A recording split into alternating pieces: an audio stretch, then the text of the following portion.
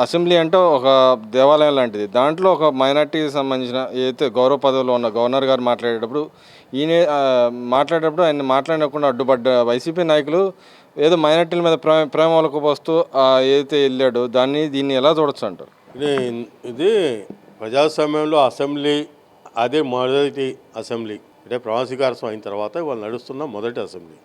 Governor ప్రసంగం వినేంత వరకు ఓపిక అంటే ఆయనకి ఎస్సీ ఎస్టీ బీసీ మైనార్టీ అనే కాదండి, ఆయనకి ఎవరన్నా కూడా గౌరవం లేదు. నా మైనార్టీలు అని చెప్పి మైనార్టీలకు రావాల్సిన ఏ ఒక్క పథకాన్ని కూడా 5 సంవత్సరాలు అమలు చేయలేదు. హజ్ హౌస్ కట్టలేదు, ఉర్దూ అకాడమీ నిధులు ఇవ్వలేదు, ఫైనాన్స్ కార్పొరేషన్కి నిధులు ఇవ్వలేదు, ఏదేది కూడా విదేశీ విద్యకి డబ్బులు ఇవ్వలేదు. అన్ని విధాలుగా కూడా మైనార్టీని నష్టం చేసిన వ్యక్తి జగన్మోహన్ రెడ్డి. వాళ్ళ కూడా ఇదే పరిస్థితి.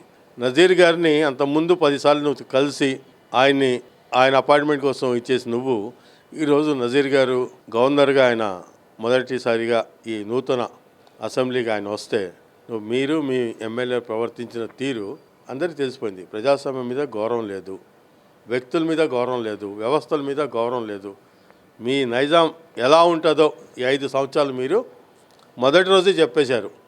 మేము వస్తాం, ఊరేగుతాం, మా దారుణం మేము చూసుకుంటాం, కానీ అసెంబ్లీలో కూర్చొని మిమ్మల్ని ప్రశ్నించే పరిస్థితిలో మేము లేము.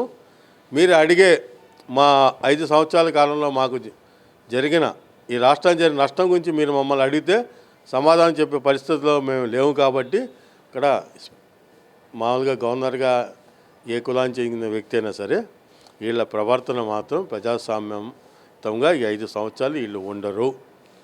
కానీ ఈయన అనుకుంటున్నాడు ఏంటి, 5 సంవత్సరాల తర్వాత మళ్ళీ నేను అనే మాట చూసారా, అది ఇంకా బూతు.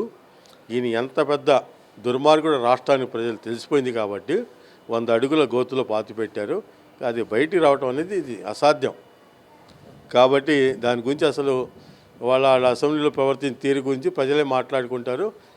కొన్ని విషయాలు ప్రజల మీదే వదిలేయాలి. బాబు గారు కూడా చాలా సిన్సియర్గా ఆయనకి అభివృద్ధి ఇచ్చిన వాగ్దానాలు చాలా ఉన్నాయి, సంక్షేమాలు, దీని మీద ఎక్కువ ఆయన ఫోకస్ చేయాలని దీంతో ఉన్నారు. ప్రతి ఒక్కరు కూడా పవన్ కళ్యాణ్ గారి దగ్గర నుంచి మా లోకేష్ గారి దగ్గర నుంచి అందరూ కూడా ఆ పనుల్లో బిజీగా ఉన్నారు తప్ప జగన్మోహన్ రెడ్డి లాగా ఊరేగే పరిస్థితుల్లో ఇవాళ తెలుగుదేశం పార్టీ అధికారం ప్రభుత్వం ఏదీ లేదు.